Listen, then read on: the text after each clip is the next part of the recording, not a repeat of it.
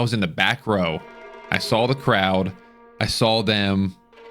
I saw Jack Courage. He was announcing at the time. And I saw him kind of like maneuver his way into becoming a creator and announcer.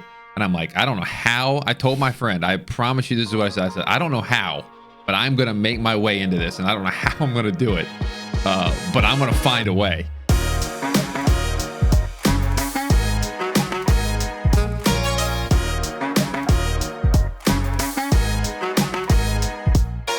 Hello, my name is Minges and welcome to Unfiltered Conversations with Creators. In episode 24, we are joined by the Boston Breach's TDawgSmitty, the man behind one of the fastest growing Call of Duty YouTube channels and someone renowned in the content space as just being a totally genuine and humble guy. If you'd like to become a part of the conversation, our Patreon will be linked down below. There you'll find some bonus scenes, deleted content. Should I read it out loud or is it going to be on the screen? We'll have it up on the screen. Okay. I would say to this guy, there is a reason why skill-based matchmaking this is why skill-based matchmaking exists. If you're on a casual server, it's because you're not very good at the game. You probably aren't paired up with a lot of people. He's not that in are making. He's not in my lobby. He's not in any content creator's lobby. So I hate to tell it to him, but you might not be good at the video game. I'm sorry. I'm not sure he really wants to hear that, but. All right, let's put on. Well, maybe he could change his profile picture to a real picture of his face, and then we'd be all right. As well as giving you the opportunity to put forward questions to future guests. The Patreon will be a huge help in bringing creators on moving forward and the general sustainability of the podcast. As always, if you enjoyed the conversations, be sure to leave a like, comment down below your favorite moment, and subscribe for more conversations with creators. All right, Tdawg, thank you for joining us on the Unfiltered Podcast. We start all the podcasts with a food-related question, so just wanted to ask you something you loved to eat or drink as a child, but maybe you hate the thought of it now. Man, I don't know if you know what? I do have one that popped right into spaghetti. Spaghetti. Now, this is going to be controversial, but we had spaghetti like it felt like every other night growing up, and now when I see spaghetti, I just want to I want to be 50 feet away from it. You just overdid it. It's like you're worn out over it. Big time overdid. I do like lasagna still, which this makes no sense, but it's just it's the thought of spaghetti. Yeah, so I get it. There's a way I was thinking about that question, because I kind of feel like you as a creator, you've gone through a few different phases and you've sort of evolved. So something that you were doing a lot earlier is not the same kind of stuff that you're doing now. So I thought I'd tie it in with the food question. So yes, very true. We'll get into all that a bit later, but first let's start off. Where did you grow up and what were you into? What was Tdawg like as a kid? What was he into? Yeah, so I'm from Maryland. I tell people Baltimore, Maryland. I'm like 30, 40 minutes away from there. Been here my whole entire life. Same area that I grew up in, probably about 15 minutes away from my childhood home. So haven't gone too far. In the last couple of years with Call of Duty, I've been traveling a bunch. But before that, I was just kind of like this hometown, like stuck in my hometown type thing.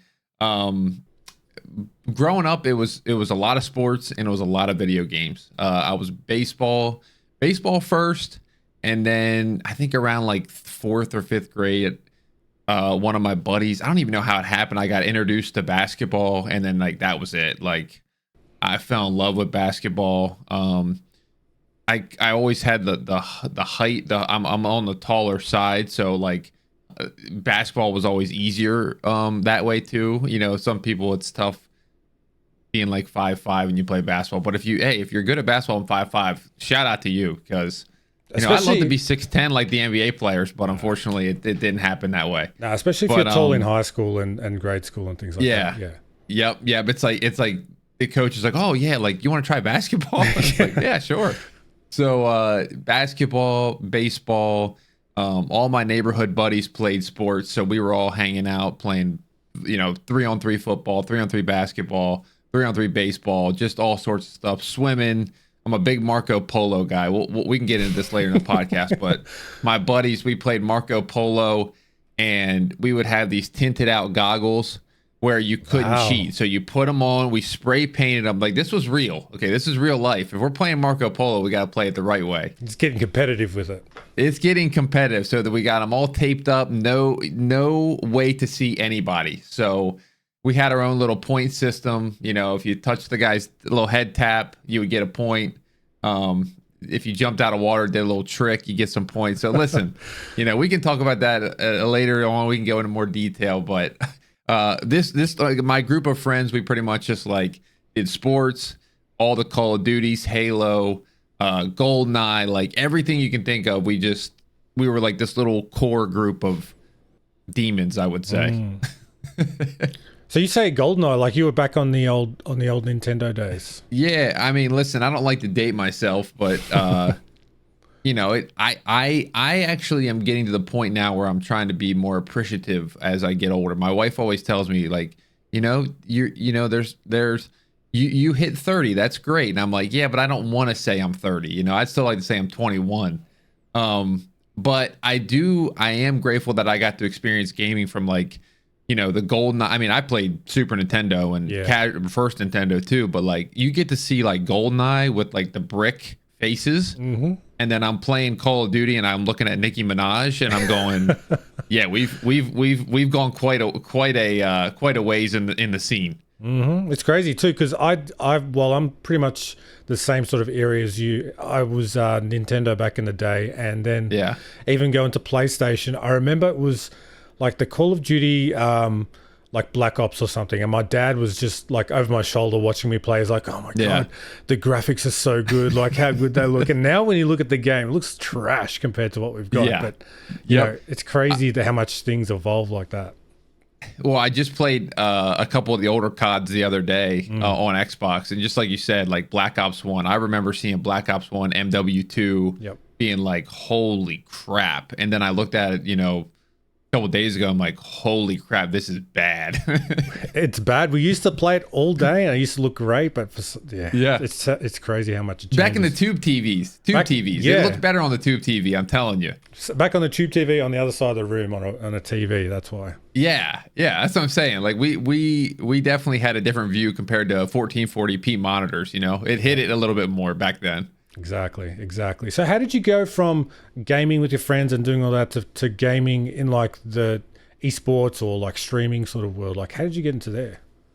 That's a wild question, because it's kind of, I always wanted to do, so initially, of course, everybody growing up wants to be a professional athlete and basketball player. Like, I wanted to go to the NBA, just like about 900 million people wanted to do that. And realized quickly that, you know, it's probably not going to happen. Now, I'm not saying it can't happen, so don't give up if you're practicing. But chances are, for me, it's not very high. So, but you know, don't give up, because you know, gaming's, I think, one of those things too, where you know, people may say that's kind of crazy to dive into as well. So, it just, I guess, depends where your passion is. But I always loved gaming. I mean, I was always the one that was on as much as I could be. I still liked playing outside and stuff like that. Like I never had the pull from my parents of like, hey, you need to go outside. You're gaming for 20 hours. So like I would always play outside and then game at night. So it was just something I always did growing up. Again, all my friends, it would just help.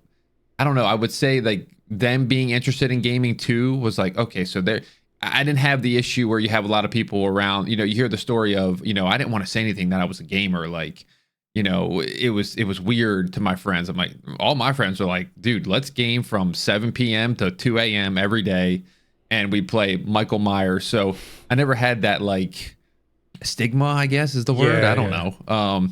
So we just it was just what we did. And I knew I wanted to get into it, but I think it was more the fact I didn't know how to get into it back then.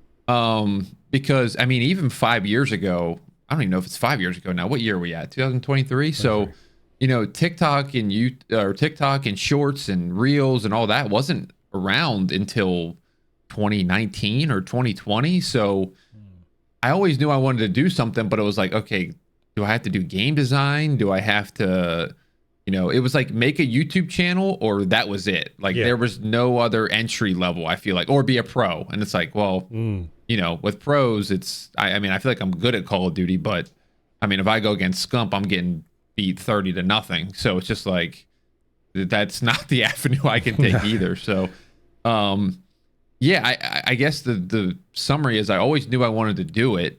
I just had to find that like way in. And I especially remember me and my buddy went to CWL Las Vegas in like 2018. I think that's the right date. And Optic Gaming won the tournament. And this was after I had watched Scump and all them, on YouTube for years. And I just saw like the crowd. I was in the back row. I saw the crowd. I saw them. I saw Jack Courage. He was announcing at the time.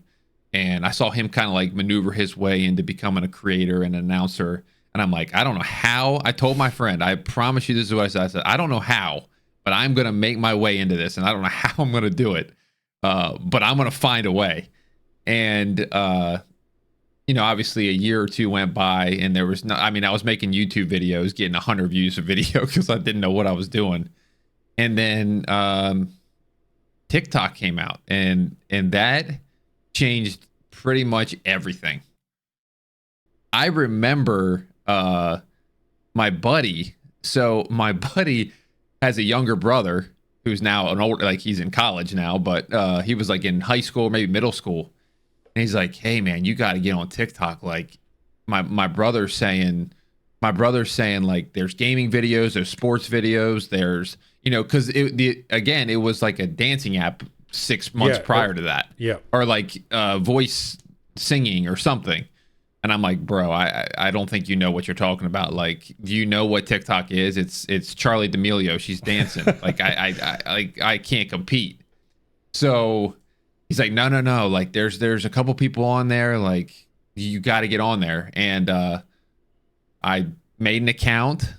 I think I just started posting like random clips. Like, again, I didn't have any knowledge of the scene. So I'm like, okay, one of these clips are going to go viral and then we're going to make it. And so I would just post clip. And there was not, 100, 200, 300, but then you'd sneak a couple where it hit like 1,000 and you get like a boost. You're like, oh, there's 1,000. Like, let me go. Now I'm going to make like 10 more. And as I was making videos, I realized like it was the Warzone era. And it was like Modern Warfare 19 era, or it might have been Cold War. I think it was Warzone first, but I would notice that when I would give like tips and tricks, the videos would do better. Yep. Than me just like, hey, here's a 3-piece. Watch this. Joe Woe style. Like for me, it didn't work. So I'm like, okay, wait a second. So if I gave this guy a Bruin build, shout out Bruin, one of my favorite metas back in the day. I think it was painful. That thing was a beast. Yeah, it was a beast. So I make a Bruin, class. I'm like, I used this Bruin and it was unbelievable. And it got like, I think the first one I got was like 60K. And at that time you're like, I'm passing out. I went, oh my gosh, I'm famous. Let's go celebrate. I'm famous. We're going to dinner. Like we're celebrating. Yeah. And and again, posted the Bruin, and then I went back to my stupid self of like, okay, let me post a clip now. 2,000. And I'm like, okay. Like I started to connect the dots. Like people don't want something they can do themselves. They want to be told the information in a quick way to make them better. And so I kind of just shifted everything towards, hey, here's a jump spot. Here's a class setup. Here's an Easter egg that you can do. And pretty much that was like the top 3 things that I tried to work on, or news. And I started mixing news. Like, hey guys, like we're getting a new gun in Warzone next week. Make sure you preload, and people would share that. So I realized that you had to be of value. Like if people were going to follow you, you had to give them some sort of value. They're not just going to follow you for your clips unless you've made it. I feel like that's the thing that people forget. Like, yeah, I'll watch a Nick Merckx clip or a Joe Woe clip or a Ninja clip or a Tim the Tagman clip because they've done this for 10 years and they've established themselves, and people will watch them. I mean, Tim the Tatman can open up peanut butter and jelly. You know, he can make a peanut butter and jelly sandwich. It's going to get 200K on YouTube because he's just established his community, and that's where everybody wants to be. But until you're there, you have to provide information for people, or humor, or like, I think those are the two that I always say, like humor or information, or be like really, really, really good. Yeah. But at that point, you're providing information too, because you're like, that guy's so good that I want to watch what he's doing. So I feel like information or humor is like your two routes that you should go. And I try to kind of combine them a little bit, because I do like to make jokes and stuff, but people don't really see that until they watch like a stream or get to know me. Like, it's tough to have jokes in informational pieces. So yeah, but yeah, that was a long rant. That's all right. No. So what you're saying, those first, like, especially on TikTok, it's a really short form platform. So you need to get your point across really quickly. Otherwise, people just swipe off. So like you said, you need to hit those. You're either like entertaining, you're super amazing at a game, or you're offering a value of a different sort in terms of information. So like, you got to hit one of those. You can't just throw up a random clip and like you said, a 3-piece, and you might get a couple hundred views, but that's probably all you can do. Yeah. No, not going to work. But yeah, like you said, with TikTok, I always respected, not on TikTok, but on other places, where I always respected when people gave me the information right away. You know, you go in these articles of news articles, and you don't get what you want till 4 pages in. And you're like, what just happened? Like, can't you just tell me that the Orioles won the game last night? You don't have to give me a whole 2 pages and then put the score at the bottom. It's like, give me the information now. And that kind of sounds like, I don't know if it sounds greedy or what it sounds, but it's just like, just respect people's time, you know? No, like, it's like those tweets where it's like, you won't believe who looks like what now, and you got to click on it and scroll through like 50 pages. Yes. But someone just screenshots it and puts it in the comments. There they go. You love those. That is exactly what it is. You got to go through 10 ads. It's like 10 ads to get to the last slideshow, and you're like, what? What just happened? I wasted 20 minutes. Yep. You don't even know what you're there for anymore at that point. No, I completely lost. So at this point, you're sort of making your way through the scene. You're streaming at this point. You're making some videos. Do you have like a formula or a way that you're thinking of doing these things, or you're pretty much just going live and whatever happens? In the beginning, yes, going live to go live.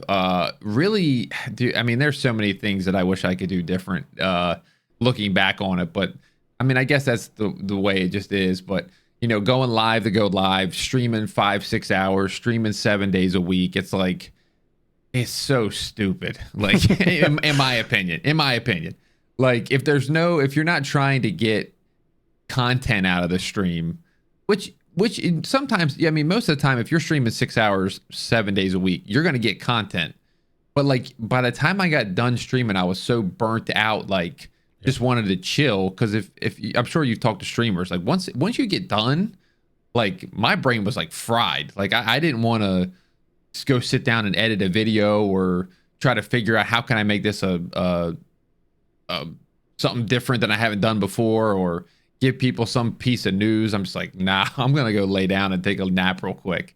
So yeah, I mean, I think I learned over time, like, you know, let's do like 3-hour streams. Let's try to get one piece of content, and then let's get it edited right away. And then like your day is like 4 to 5 hours at that point. And obviously my day was not only 4 to 5 hours, but like, you know, your working time, you know, and then your other time you can spend ideating and be like, okay, tomorrow I'm going to be on, and like, what am I going to be doing tomorrow? Rather than just burning time. And again, it was fun. Like I loved it. Like I love talking to chat. Like I don't stream as much as I used to, because I've been focusing on YouTube more, but I do miss that live interaction. Like there's nothing better than live interaction when you're playing a game, and like either you do something stupid or you do something awesome, or like some sort of funny interaction. Like having the chat there is like, it makes it 100 times better. Yeah, it almost brings you back to those days where you're gaming with your friends, where you have that real-time feedback. You know, they'll roast you, you'll roast them. just chatting, like all that kind of thing. How did you get from sort of this casual side of streaming and making videos whenever and making that your full-time sort of work? When did that transition happen? That was 100% during COVID. Yep. So I had a job. That I liked. I did market. I was doing marketing for a buddy of mine, and with COVID, it pretty much just allowed me to work from home like 98% of the time. And so, I mean, listen, let's all be honest here, folks. The people that are working from home still, are we working 8 to 4? I mean, come on now. Like, no, we're not. Locked in the you don't whole have to time. lie. Yeah, probably not. Yeah, you're wiggling your mouse every 20 minutes as you go do your workout and make your lunch. So I did have some time that I was like, you know what? Like I kind of got my stuff done for the morning, and you know, why don't I do a couple videos? So it allowed me to pump out way more content and streams and videos and whatever. And then I actually ended up applying for a job, because at this point, the TikTok, I had kind of honed in on what was working, and it was growing pretty quickly. Because I mean, at that time, you could put anything up and it was going to hit 100K views. So I had kind of had that momentum, and I had always wanted to get into the Call of Duty scene, as always, going back to 2012, when I started watching Nate Shot and Scump on BO2. So there was a job for Toronto Ultra, which is a CDL team. If you guys don't know, that's the pro COD league. And they had like a TikTok creator, and I pretty much was like, man, I feel like with my numbers and my Call of Duty knowledge, like I could actually get this. So applied, and we had there was like a little tryout they held. Like we had to produce like 3 videos. They posted all 3. I think they kind of went on, you know, the video itself and then the results of the video. Yep. And I think mine was like first or second. I don't want to undercut the guy who got first. I think we kind of like rotated. Like his first video was better, my second video was better numbers wise, but we ended up both getting the position. So there was like a couple people that tried out, and like they took the top 2. So me and this guy got the job, which was like pretty cool, because I'm like, crap, like if they go only on views, it kind of sucks, because like if you know TikTok, like sometimes yeah, the algorithm just don't like you that day. So yeah, they offered me a job and just started making content for them 3 days a week, and again was still working my job. And that was going fine. They were balancing well. I was able to do content, work my job. Everything was fine. Nobody was upset. Everybody knew, both parties knew that I was doing what I was doing. So that was actually a good thing too, because my boss at my actual job where I live was cool with me doing this stuff. I think that's another thing that was beneficial, because I think some people can run into, you know, you work for us and you're not doing any other work besides us. And he was like, you know, as long as you're doing your stuff, giving me reports, like I did marketing for this company. So it's like, you're giving me reports and all that, like we're good, man. We're good. Do what you want. Because I mean, he also knows me from way back. Again, we've been buddies for a while. So he's like, I think he knew, like if I kept pursuing it, he's like, you know, he's gonna go do this. He's gonna go do this. So he was supportive the whole entire time, which is very, I feel like that's rare. Maybe not, but he was just like, yeah, man, like keep going. And the contract comes up for Ultra, and I thought about re-signing, but I kind of wanted to make it the full-time gig at the time. So I kind of was like looking for a team that was gonna, I guess, take a chance on me, because I wasn't like crazy big. I'm not big, like I'm not talking like ninja big, but like in the scene, I wasn't. I wasn't like crazy big, but I mean, I had a name behind me and like some content, but I wanted a team that was going to be like, hey, you know, we're going to pay you full-time money and you're going to elevate us and we're going to elevate you. And it's funny, I met shout out Chris. I met him at one of the COD events and he was like, you know, are you looking for a job? And I was like, it's funny you say that. Like, yeah, I am. He's like, well, we're looking to hire some content creators. Would you be interested? And I'm like, tell me when's the interview? He's like, let's talk tomorrow.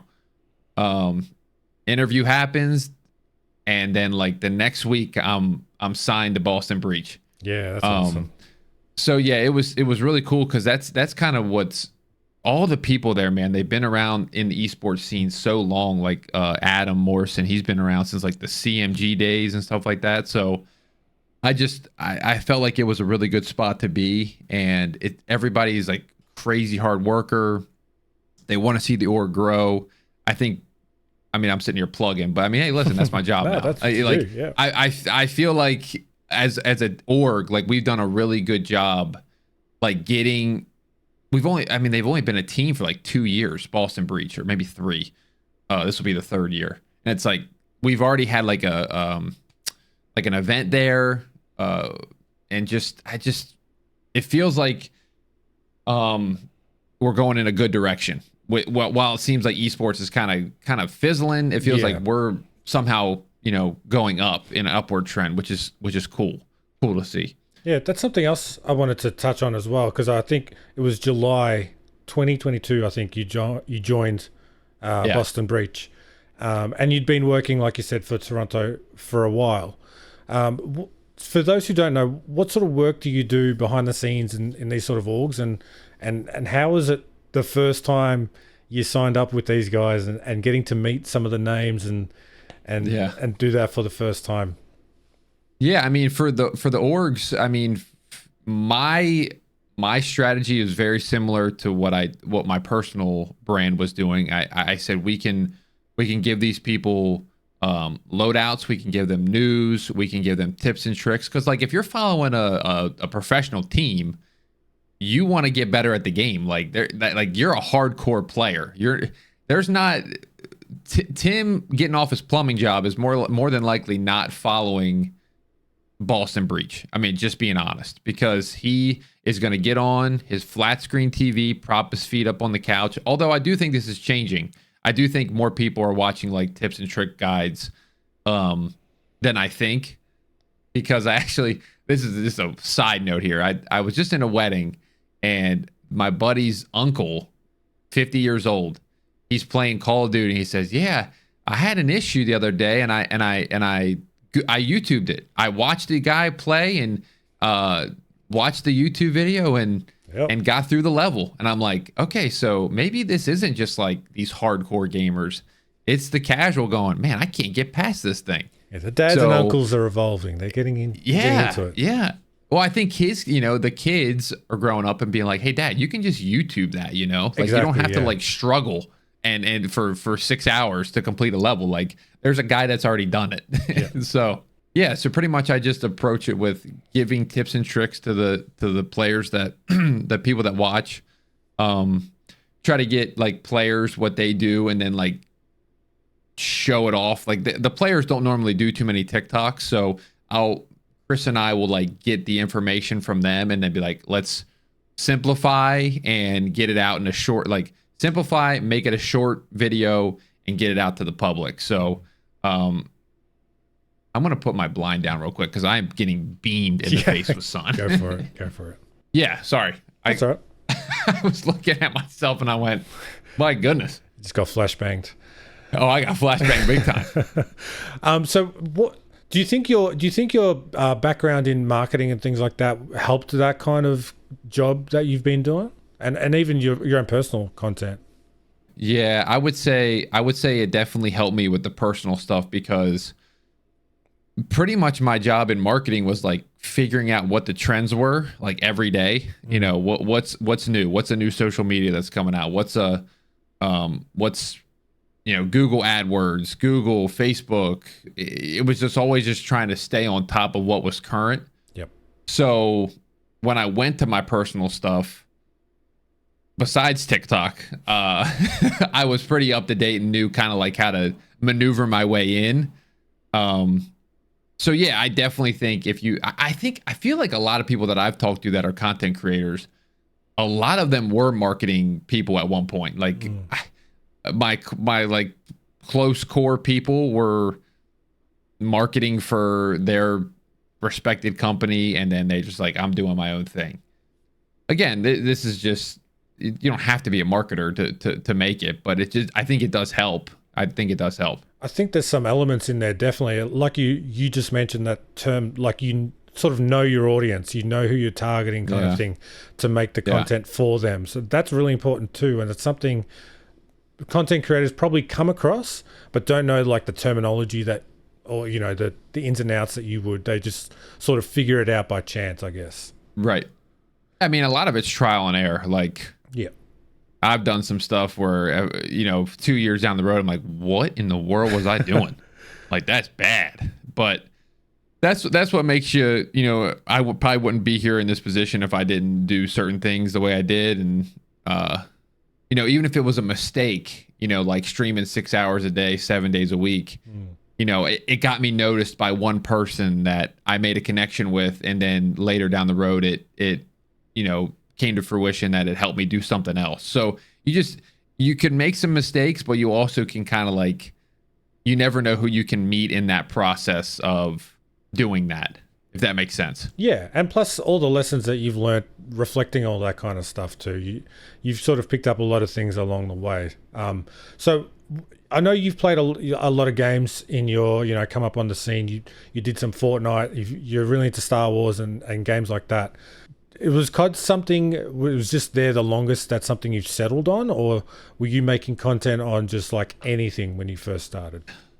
So this is one of those looking back on it moments. I wish I would have done it different. I have always been a COD guy since COD 2. I was like, that's my favorite game, not even close. The speed of the game, the arcade feel, the levels, the guns, it's just like a perfect game to me. So I knew I wanted to make content in Call of Duty. When I started making content, it was like the Fortnite explosion. So like it was almost like pressure to do Fortnite content, because you were like, okay, well, if I'm going to make it in Fortnite because everybody's playing Fortnite. When I should have been thinking like, everybody's playing Fortnite, I should go play Black Ops 4 and play Blackout, because there's a lot of people that did that. TP's one of them I can think of.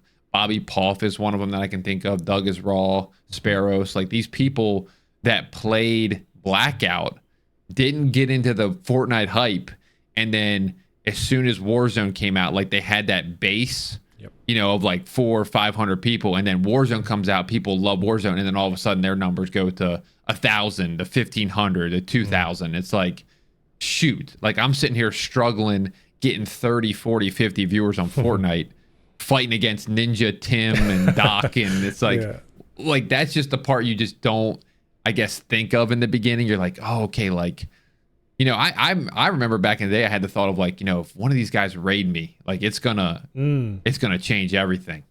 I think everyone has that thought. I think if they get that one big raid, that'll change everything. One of the stupidest thoughts I think I've ever had in my head before, just being honest. So yeah, that kind of propelled me. I'm like, okay, if I'm on, like, again, it's just 6 days a week. Like if my chances are higher, I'm on longer. I'm on every day. I get a raid. I like push people to my TikTok. They follow me there. Like that, there's so much funneling going on. It's impossible. It's not going to happen that way. You have to make them like your content first, then they'll show up to the stream, hopefully. Exactly. I had that conversation with someone else. I can't remember who it was. It was like, once that raid's done, that person who's come from that streamer will probably end up going back to watch that streamer the next time they come on. So yeah, you've either got to really make yourself appealing to whoever comes on, or you really have to, like you said, the funnel, build your own audience and bring them to you for you. That's unless they're raiding you 3 times a week for a month, like I don't think you're gonna get many of those people because, again, you're on the same time as that person. Like, I'm gonna watch the guy that I've been watching for a year. I'm not watching some new guy. And maybe you get one or two people, but like, that's one or two. Unfortunately, that's not gonna make your career. That's not something you can reliably, you can't quit your job. You can't quit your job on that, no. So, I mean, that's one of those, no-nos that you kind of know from reflecting back and learning in the process. What's something that you think that you did really right from the start?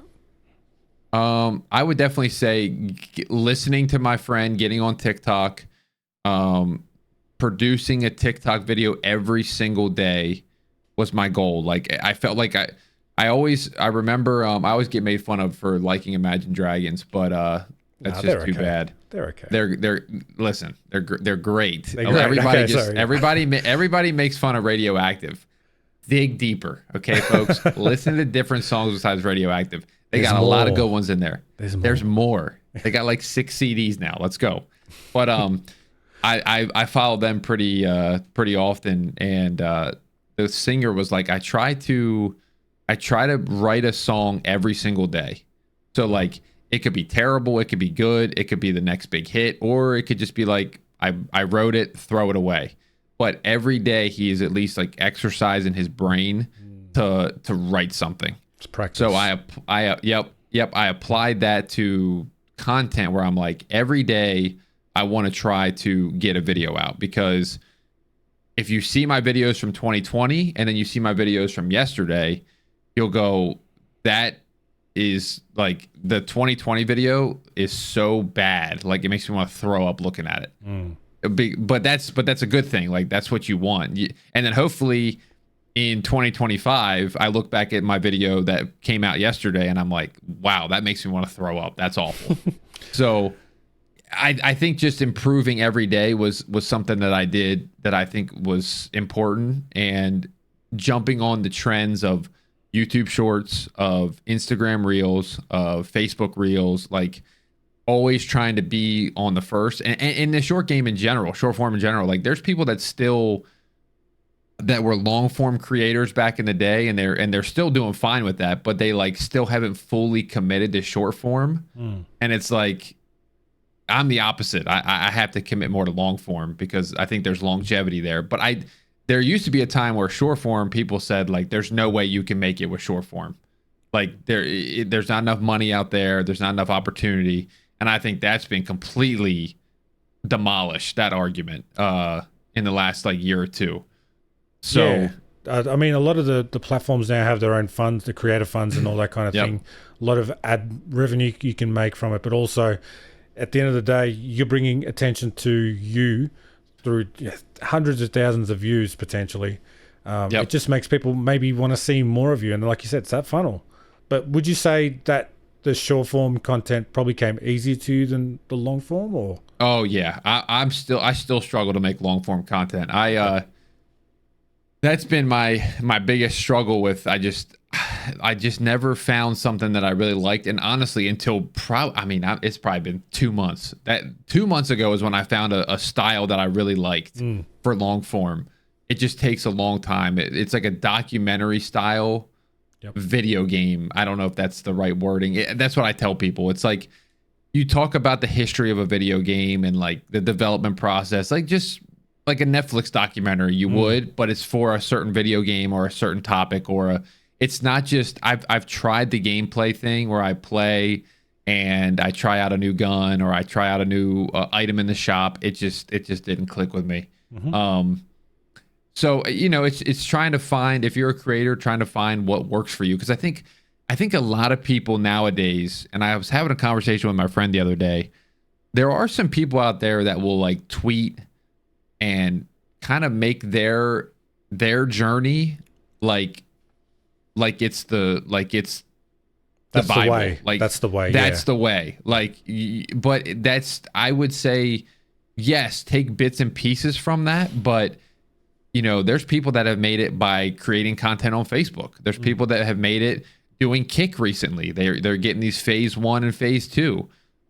There's people that have made it on YouTube long form. There's people that have made it on YouTube short form. So I would never tell somebody that my journey is what you should copy 100%, because I think there's always going to be a way where you can kind of mark your own path through the woods and chop down some trees and make a path for somebody else, So,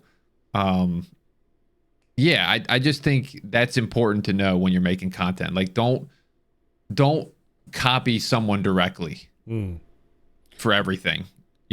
Have a little of your own spice in there. Put yourself in there a little bit. But no, that 100%. I think there's always you can take inspiration from other people, obviously, right? And you get ideas from watching other people, and that's probably something you've done as well. Is you've observed and taken in the best parts, like you said, from other people. But I really like what you've done the last couple of months. I've watched, I think, all of the old COD videos, and you kind of, like you said, documentary. You go through the pros, what was so good about it, what we can take from it today, and all the comments in there. People like, wow, like the nostalgia that you get from it, and like people take a lot out of it, and obviously you enjoy that because I think you get the most success as a creator from making things you enjoy, because it comes out like not only in your face, but you just feel it in the energy of the video, if that makes sense. Yeah. No, 100%. I truly will say, in these last 3 months from, the growth on YouTube and stuff, I don't think I've worked this hard in a long time, which that doesn't sound very good, but I'm always thinking of the next idea, because it's just like something I'm so passionate about right now. So like when I'm this passionate about something, the idea is just, I feel like my brain, I can't turn it off, which I guess is a good and bad thing. But it's I wake up this morning at 5 o'clock in the morning, and I jot down an idea, because I'm like, oh, that would be such a good documentary video. And like that, with Warzone 2, I mean, we can talk about Warzone 2 for a minute. Again, well, we don't have to, because I don't want to give that thing any more spotlight than it's already had the past year. But I will say, Warzone 2, I was in this. Let me say this real quick, because this is super important for me. I was in like this class setup news meta of building stuff with Warzone. And then Warzone 2 comes out, and no one gives a rip about any of that. Like, not at all. So it was like, I always tell this like analogy. It was like Moses in the desert. I was just like, where the heck am I going right now? Like, am I? And that was the scene where I was like, am I going to Star Wars? Am I going to go try Roblox? Am I going to go back to Fortnite? Like, my stuff's not working.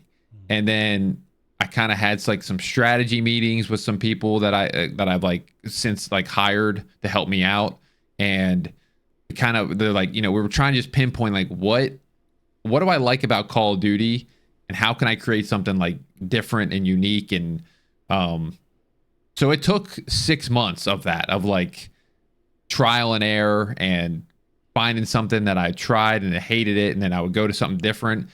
So yeah, this year was like hard, but then like once I figured out what I wanted to do, I was like, okay, like it was worth it. Like it was like it was like the practice where you're doing separators on basketball, and you're running for 30 minutes straight, and you're like, this is awful. But then when it come game time, you're like, okay, I'm in the best shape of my life. Like this is why we did that. So yeah, little growing pains, but I guess every creator has them at one point, but it was a rough 6 months. No, that's shout out Warzone 2. Shout out Activision. They I gotta keep my COD Next invite. Yeah, so shout out Activision. Be careful with what you say. No, I actually had a podcast that I just recorded the other day with a creator who's done really well this past year as well. Just hit 100K on YouTube as well. But this year, like yourself, was one of the best years he's had, and it was the same conversation where Warzone struggled, and a lot of people, like, the numbers are down, obviously, throughout the game, throughout the content, everything, but there is people having the best years they've ever had. Oh yeah, just having to adjust and finding something different, because I feel like the Warzone meta loadouts, bit of news and that was such a like a well-trodden path, and a lot of people had that as their what to do. That's how you make content on Warzone. But if you were to look at another game, it's completely different. There's more creativity than what there was, say, in Warzone 1 in like Fortnite videos and things like that. So you've got to evolve your content. So sunlight at the end of the tunnel now. We're getting to the end of Warzone 2, but it can be a beneficial. You can say it was a good year for yourself personally, just from the growth that you've managed to pull out of it. Yep. And I can just think of people too off the top of my head that like they have been doing the same type of content, but in Warzone 1 it was like okay, like it kind of worked, and then in Warzone 2 they kept the same strategy and it blew up. So it's weird. It's just weird how that is. And I'll say his name, but he's not gonna. Hopefully, he won't take offense to this because we're buddies. But like Timmy Toucans is a Warzone guy, and he was pretty solid in Warzone 1. Like I would say viewership wise and stuff like that. And he did like this trolling, like he would troll people in the game. And then Warzone 2 comes out, and it's got like proximity chat and like all this other stuff, and he does the same formula, and he's I mean, blowing up. Over 1,000 viewers on stream. Every video does really well. Like, awesome. But it's like, it's funny how that is, because it was like solid, but then now it's like unbelievable. So it's like the same. It's like he was doing similar stuff, but then like for me, it was like I'm doing similar stuff, and it was like awesome to like trash.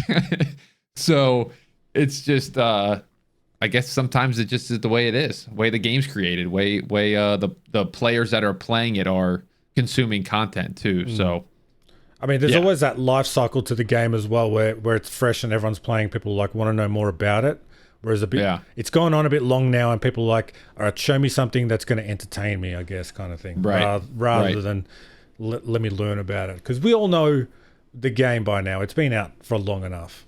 It has definitely been out long enough. It has been out long enough. So I like how you touched on the team that you're working with now. Tell me how you first started working with somebody. How did you find someone to come and edit your videos for you? Because I know that you were doing things yourself at the start. Yeah. I was doing things at the start solo, and I think after a couple of months of editing, I was like, okay, I can either improve and really hunker in and maybe put out less content and try to make the edits better, or keep the same pace and find an editor and send him a video every day. And he's probably already better at editing than me anyway. And so I kind of took that from the business that I was doing. When you got money and from jobs and stuff like that, you put a little bit of it towards marketing. You would go add some Google AdWords, or you put like a billboard out there. You wouldn't just like sit on your money. Exactly. So when I got money coming in from esports, I'm like, all right, well, this is kind of like, I don't want to say throwaway money, but like it was money that I didn't expect to make. So I'm like, okay, let me take this money and just pay an editor, and like, let's put more and more content out there. So I think I did that maybe like 2021. And that was when Rebirth was starting to get going, and I switched to Rebirth relatively early, Rebirth Island, and just was like, we need to pump out a video every day. So I was streaming every day. Again, I don't recommend that, but I was doing that. But then I could pass a video over to my editor, and I didn't have to have that thought process of, okay, now I need to edit this, develop a story with it, whatever. He did that. So that really helped me kind of not get burnt out on streaming, because I was like, okay, I'm still going to have a video today, regardless of how long I stream. So I was able to do that, and that's really what helped me. Instagram really liked that content. TikTok really liked that content. And I don't know, the numbers just kept growing. And then I guess from there, it was just my name was getting out there more and more, and that's what got me the opportunities that I got now. So yeah, it was cool how it worked out. Yeah, and obviously, do you have a lot of people reaching out to you for work now, rather than you searching for them outwardly? or is that something that doesn't really work in the scene? So I have like a team now at this point. I've kind of found the people that I like working with. Is that what you're saying? Yeah, like did they come and say, hey, you know, I'm a good editor, can I work for you kind of thing? Or are you still like actively going out, hey, can I get you to work for me kind of thing? I was seeking people out. Because I feel like the ones that are good, and I guess I don't want to. I'm trying not to say anything where I'm like I'm putting people down, but like the good ones probably have a couple clients that they're working with already. Is kind of in my thought process what's going on. So like I would seek out people that had like a little portfolio already. And I do think you have to take some chance. Like there's a guy that I work with now, and he had only worked with like one person before me. So I thought that was kind of taking a chance on somebody and kind of like molding them. And he's been great. So I've done the experienced, like I've pursued an experienced person. I've also kind of tried somebody that was brand new, fresh into the scene. And both have worked out. So like, I guess it just depends on, I don't know what it depends on. I guess it depends on who you pick, if they want to work or not. I mean, you got to like their style. It's got to sort of mesh well with you. And do they get involved? So, all right, your process when you're coming up with a video idea, and since you're concentrating on YouTube, do they have input into like the scripting, the idea of the video itself? Yeah, you work together. Oh yeah. I always tell them to give me feedback if you have video ideas, anything. Like just the last video, the video I just put up yesterday about Modern Warfare 3 was a 3-man effort. Because man, I used to think these people did it by themselves, but I don't think there's very many people that are at the top that are doing it solo. Like I don't think anybody is. So much that goes into it. Yeah, so I one of the guys that helps me out every once in a while used to work for Cypher PK. I don't know if he still does, so I don't want to throw him out there under the bus or anything. But I won't give his name, so that's okay. But he told me Cypher has somebody to script, he has somebody to ideate, he has somebody to help him record, he has somebody to edit, he has somebody to look over the edit that the editor made. And I'm like, wow. Whoa, like that's an operation. And that's kind of the goal where I want to get to one day, is like there's somebody for every iteration of the video. And obviously it's I don't want to be like a robot where I'm just like, yes, I am saying this. And like, I want it to be my idea. I want it to be, my, how I want to speak the video, like how I want the video to kind of like story tell.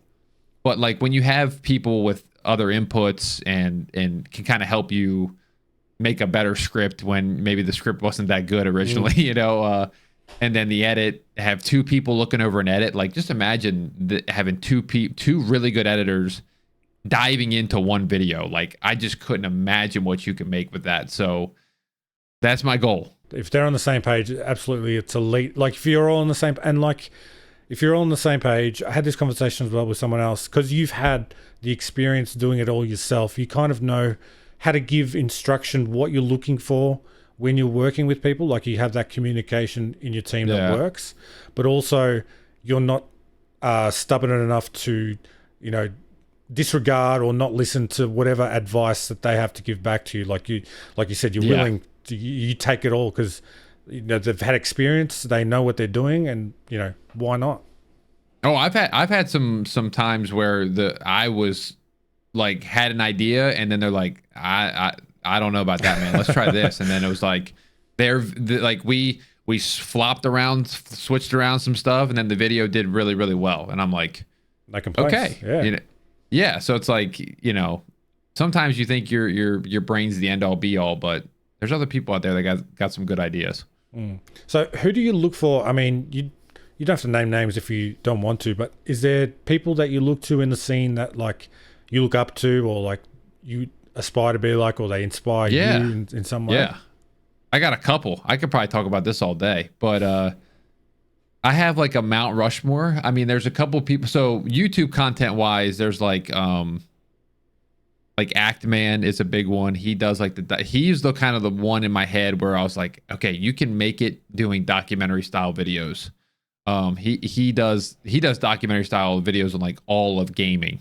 You know, he's gotten to a point where he can just do Halo or Rainbow Six or Call of Duty or Fall Guys. Like, it doesn't matter. Because you know it's going to be like this good story that gets you wrapped up in, you know, the game itself, and he's good. So he's kind of the one that kind of pushed me to do this. I've never talked to him, but like just watching him, I'm like, okay, like I always think like the stuff that you consume is probably the stuff that you want to produce, like, and put your own twist on it. So I love watching that type of content, those documentary Netflix style stuff. So why am I not trying to do it myself?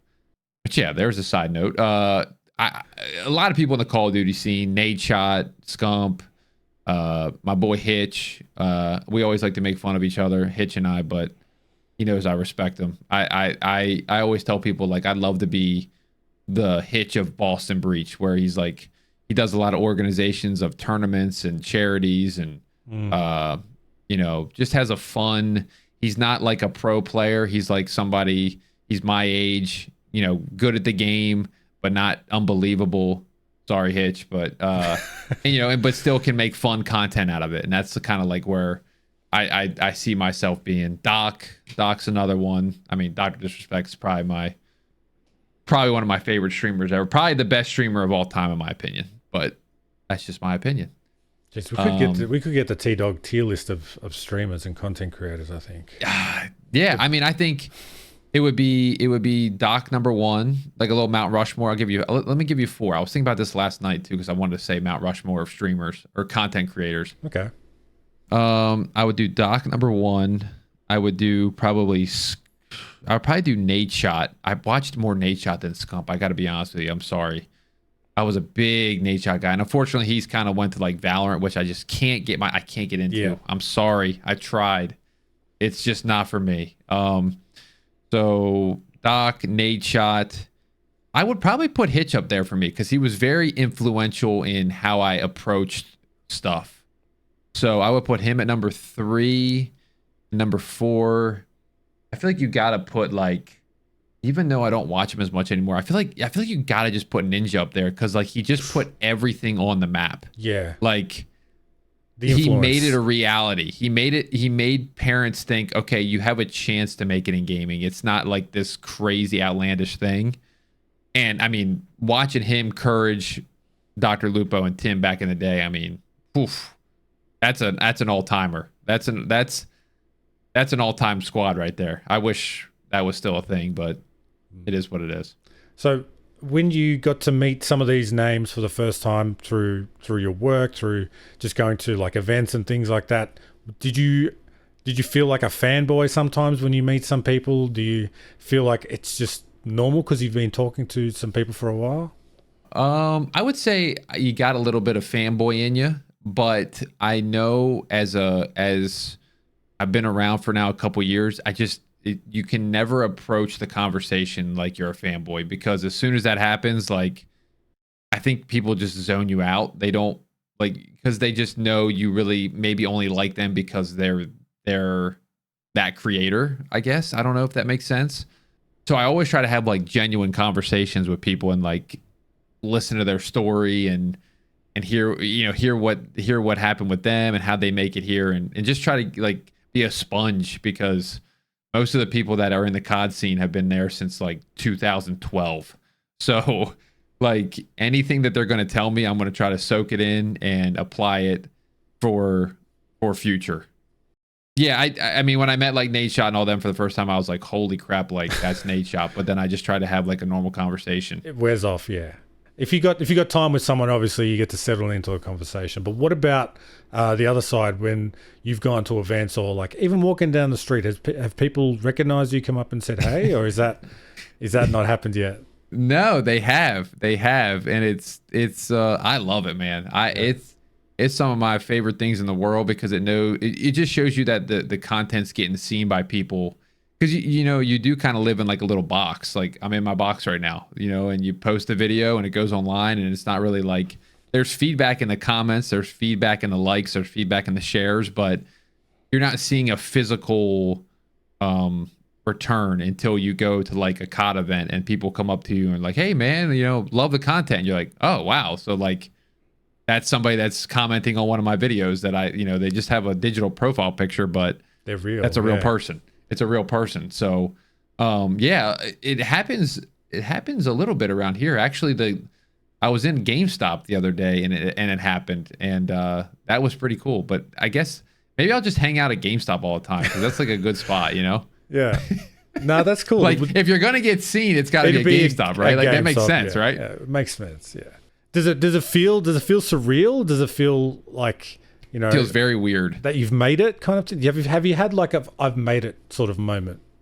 I think.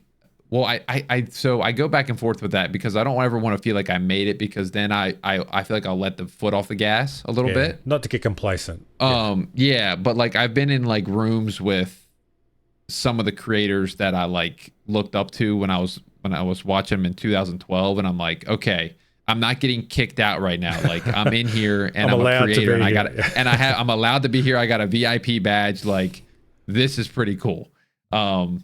So yeah, that's probably the moments that I think about it, it's more like when you go to events and you have like the backstage pass and you have like the VIP entrance and you're like, whoa, like I said, back in 2018, I was in the last row.